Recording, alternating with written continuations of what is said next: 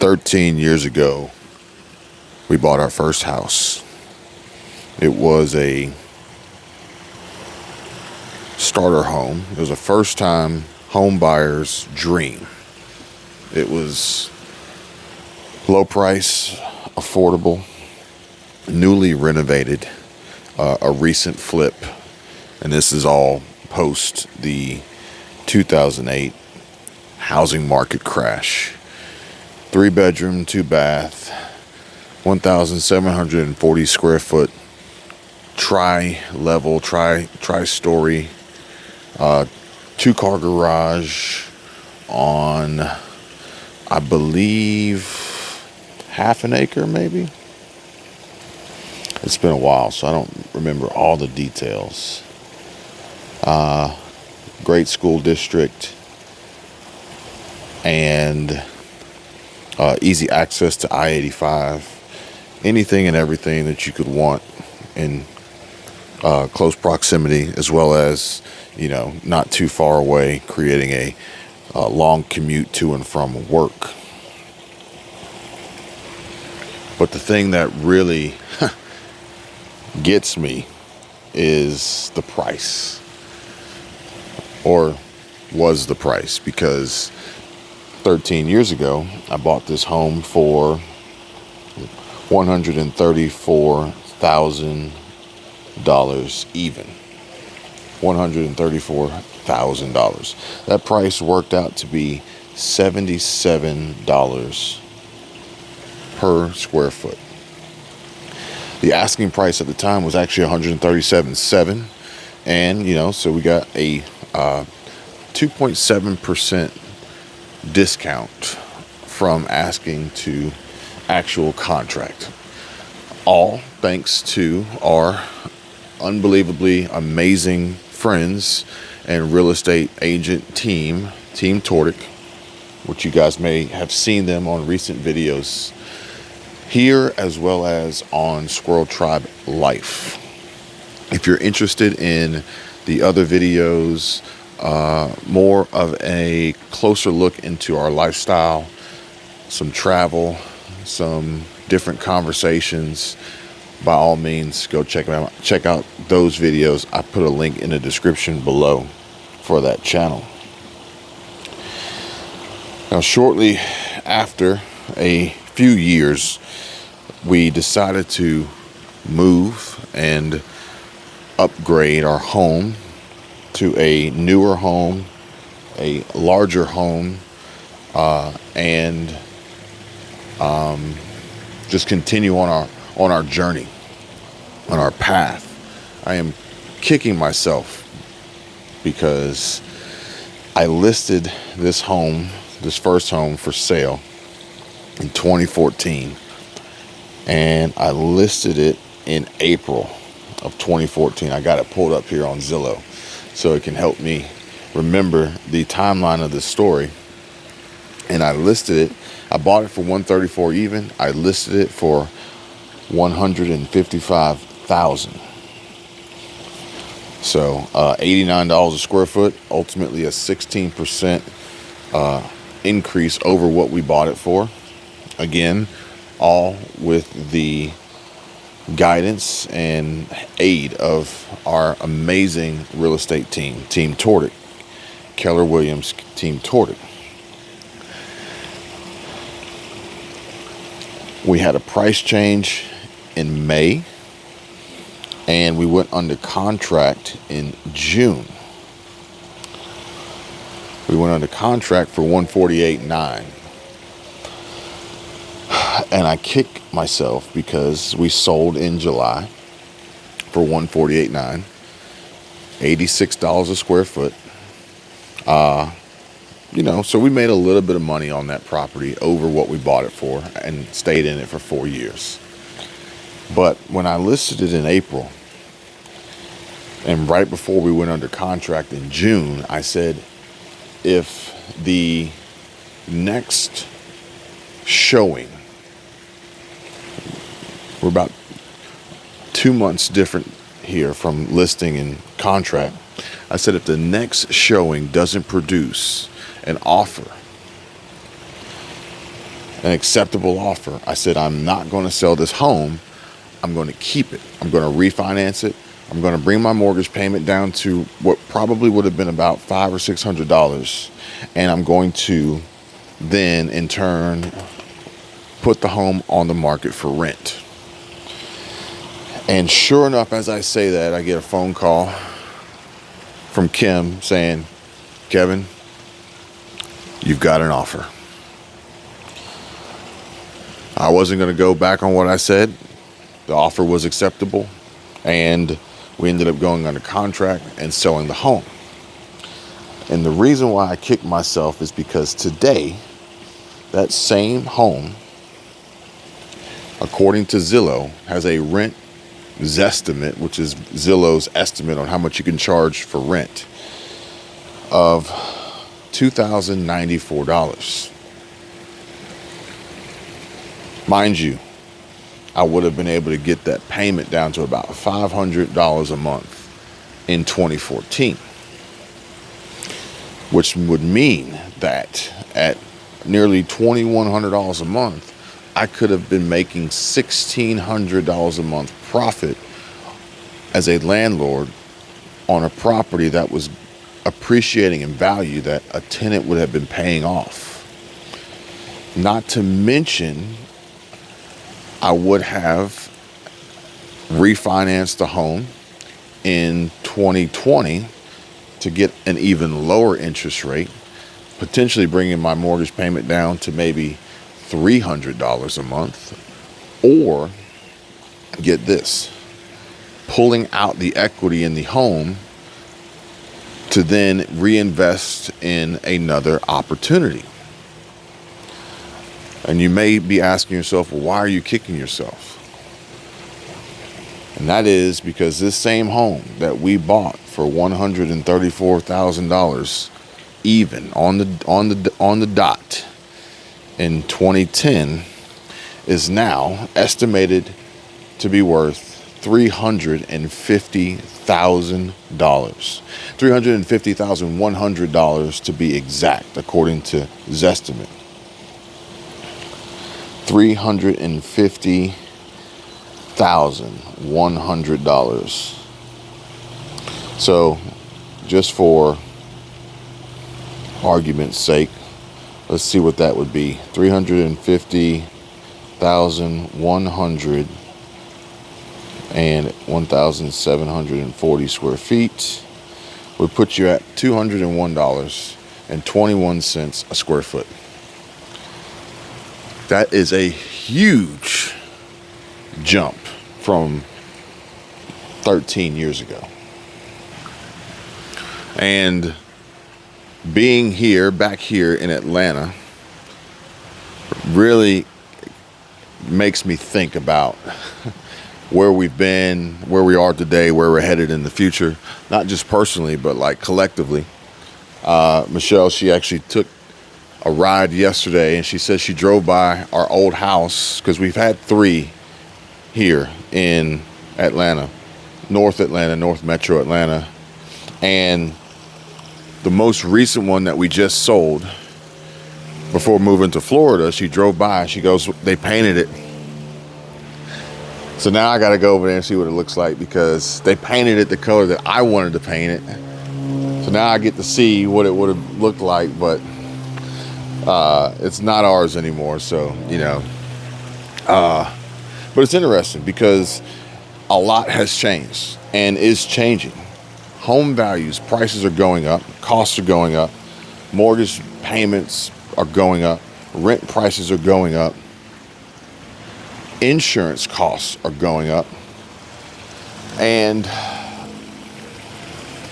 what's not going up anywhere near as close in percentages is income.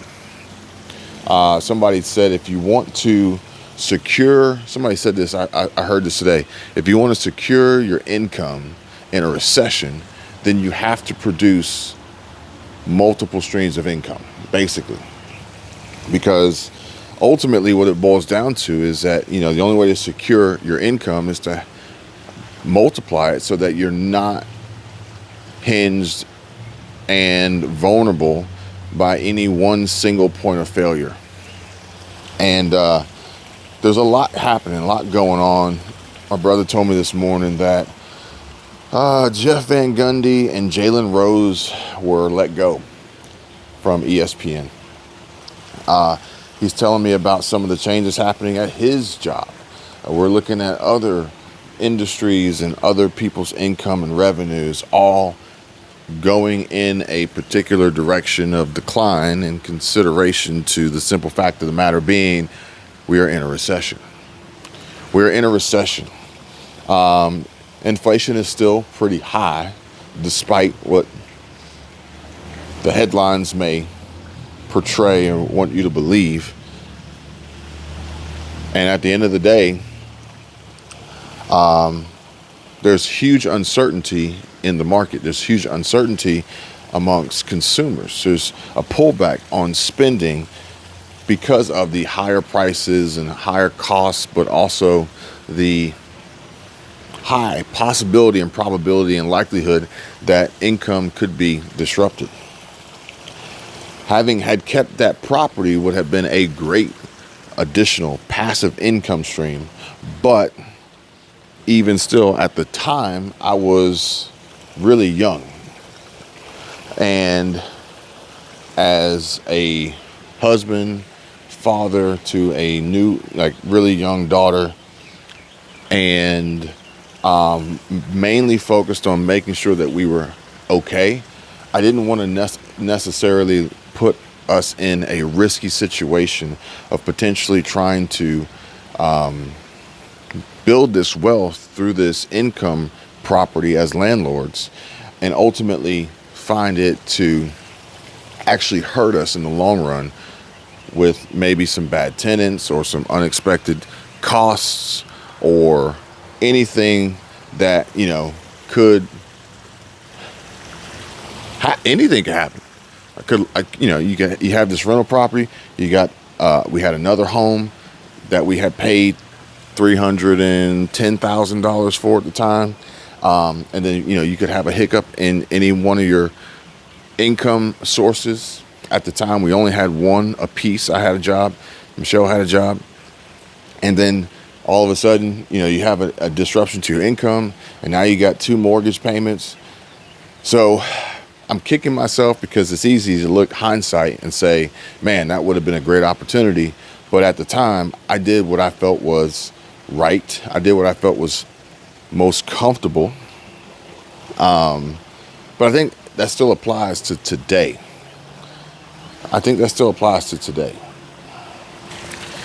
Now, I won't be out here too long because it is rather hot and not as hot as it was in Florida, so that's a plus, but it is rather hot.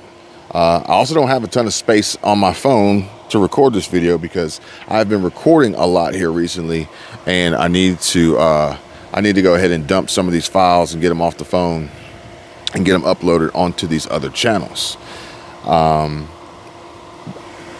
And I need to go get ready. We're going to hit the store. We got to do some grocery shopping and get ready. We're going to have pool party part 2, and then Michelle's going to be cooking dinner for everybody, and then we're going to watch a movie. We're not going to go watch a movie. We're just going to watch a movie here in the theater because I don't really like going to the movie theater anymore. And with that being said, the movie we're going to watch is actually an older movie. So I don't like going to the movie theater anymore. And most of the new movies that come out just aren't really any good anymore. But as I was saying, the choices, or at least the choice that I made, was one that I felt most comfortable with at the time. And I think that's where we are today. Making the choice that you feel most comfortable with in consideration with everything that has happened, what's happening now, and what is likely expected to happen in the future. What's likely to happen in the future is really, again, something that I came across today. Jordan Welch, he posted a community post. He says, whatever happens in your life is neither good nor bad. It's neutral. He says, I'm paraphrasing here, how we perceive it is ultimately where it becomes positive or negative. A lot of the things that do happen are out of our own control. We can't control, for the most part, the Fed. We can't control the weather. We can't control conflict. And we can't control a lot of different things. Now, granted, yeah, there will be some arguments made that, you know what, Kevin? Some people can control these things. And that's a topic of discussion for a different video. We're not going to go down that rabbit hole here today. But the simple fact of the matter is that most of these things we cannot control. So it is what it is. Now, based on these things, there are responses and reactions that we can control. That would be, how much money do we want to spend? How much money do we want to save? How much money do we want to invest? How much energy and effort do we want to put into building a safety net or a backup plan or a strategy or whatever it may be, based on these events that we can't control? We can't control interest rates, but we can control where we put our money and the potential ROI that we can receive from where we do that. And real estate used to be one of those places that was a great opportunity for huge ROIs.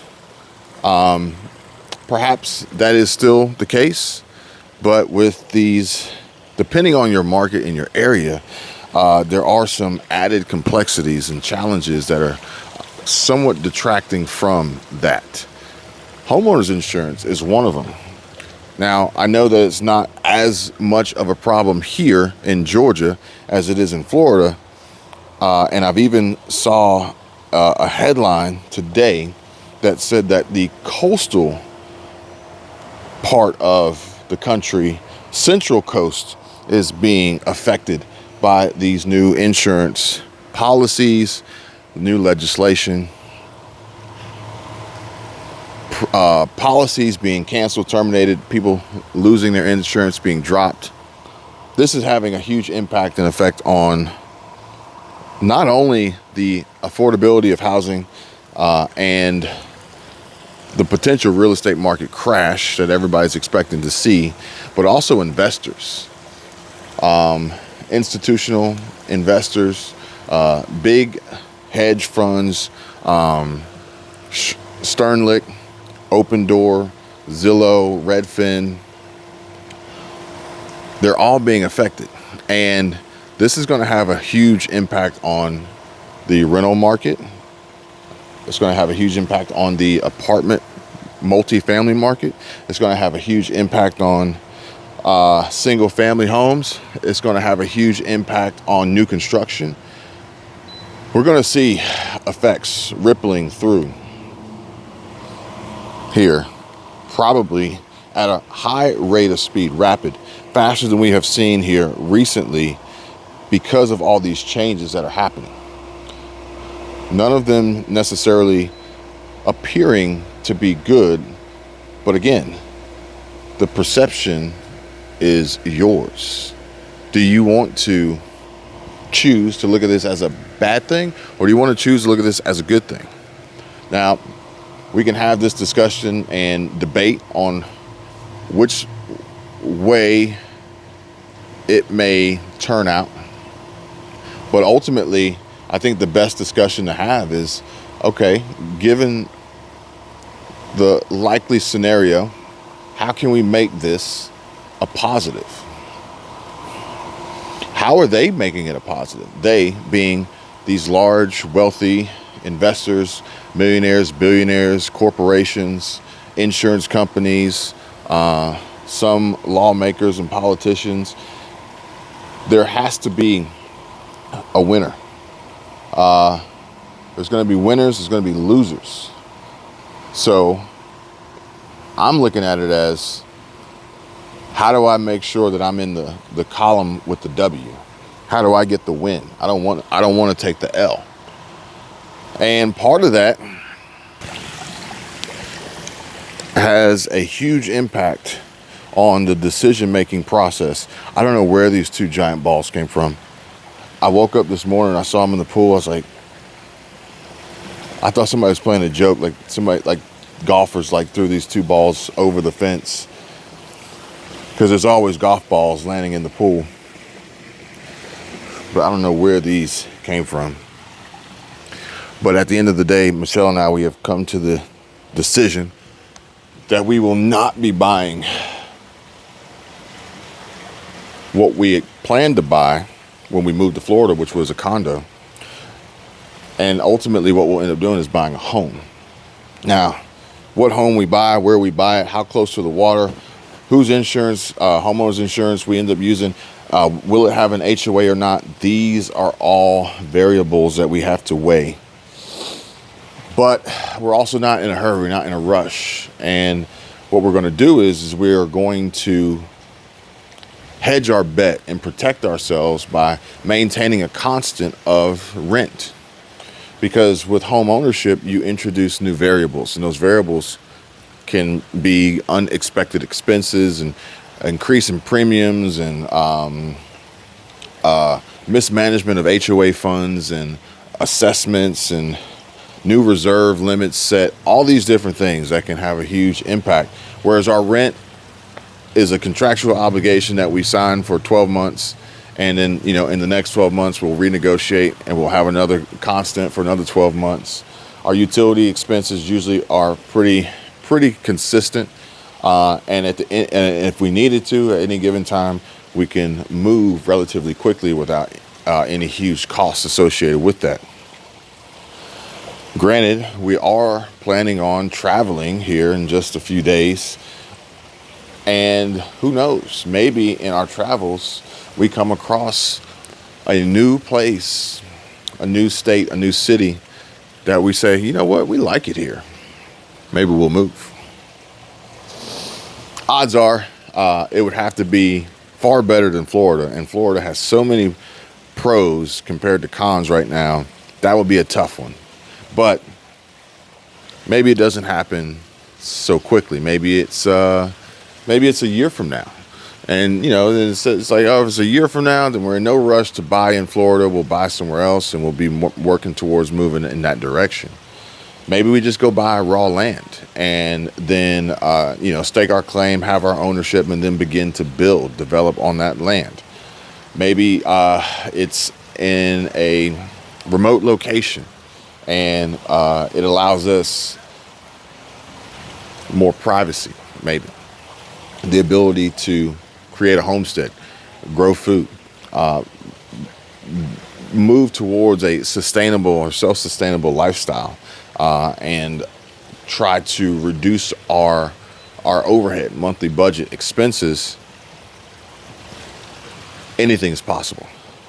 Maybe as we're traveling, we find opportunities in these other states and these other cities to pick up some deals on some investment properties that we are not going to live in, but there's an opportunity there. A lot of these come or will be coming through word of mouth and off-market listings, which our real estate team Tordic, they keep an ear out for those conversations as well, because once the deals hit MLS, then you're going to start to see increased competition, and then the deal will kind of, as far as the buyer goes, the deal will disappear because the added interest in the opportunity will drive up competition and drive up the price. There is a possibility that, even in Florida, we end up on the real estate side and get our real estate license and then become part of the Tordic team that comes down to Florida in the Santa Rosa Beach 30A area. But again, I don't have a crystal ball. I don't know what's going to happen next, but I do know that I want to prepare to make sure that first and foremost, my family is going to be protected as best possible, just as I did many years ago.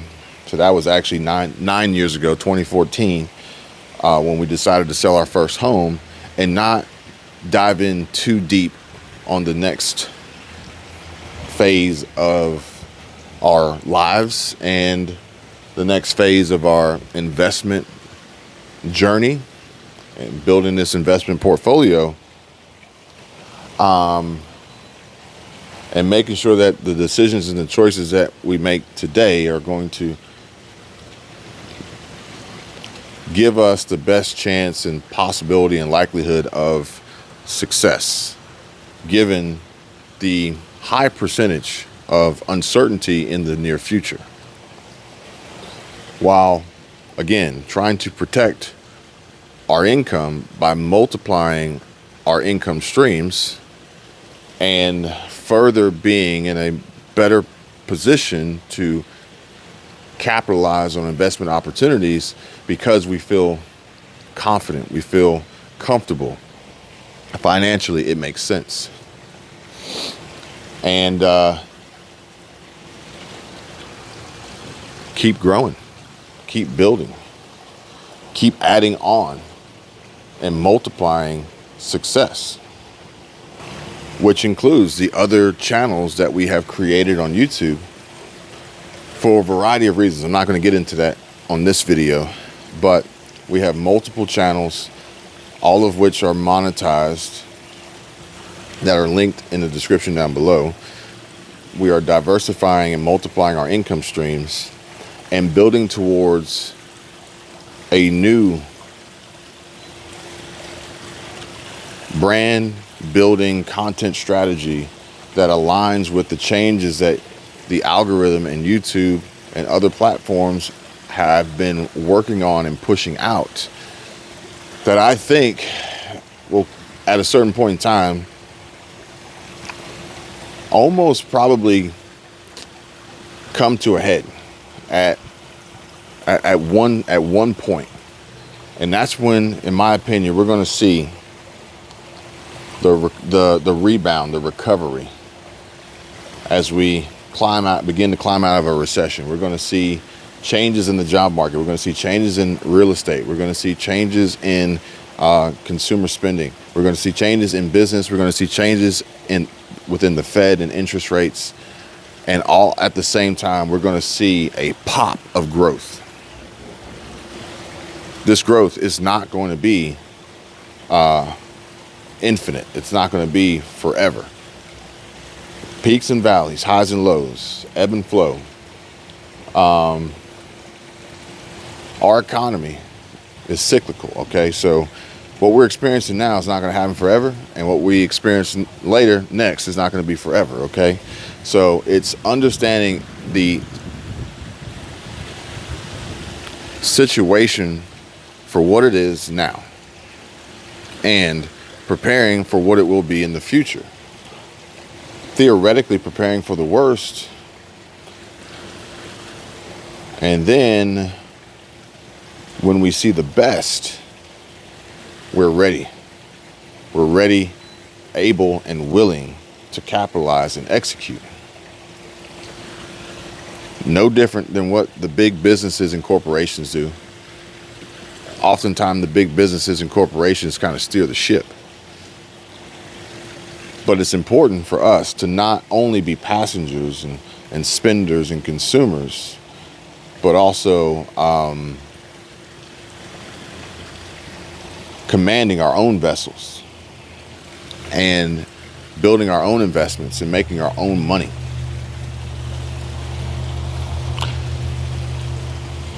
My business can't fire me, but my employer can.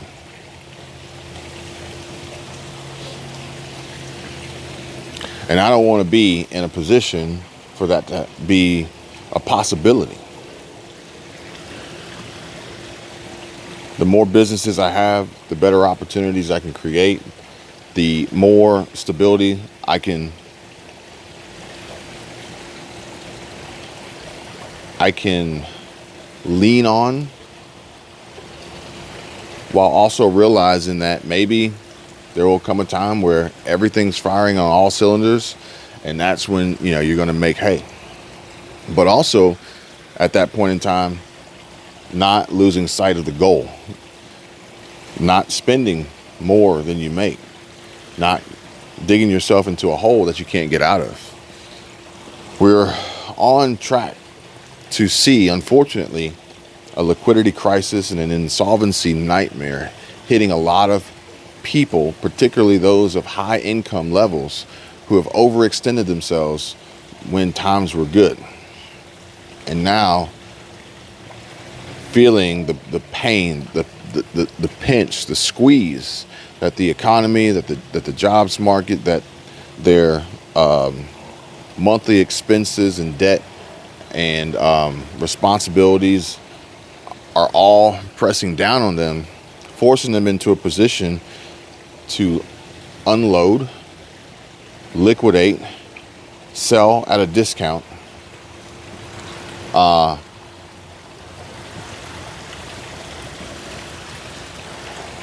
some of which being forced onto them by no fault of their own. However, if they would have taken a much more conservative and safer route going into those times, and not literally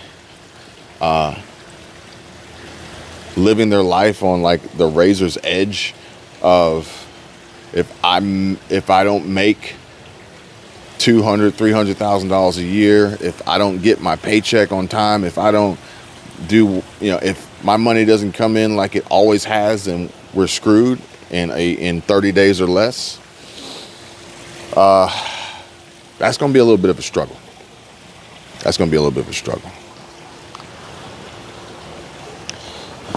What do y'all think about my sunglasses? You like my sunglasses?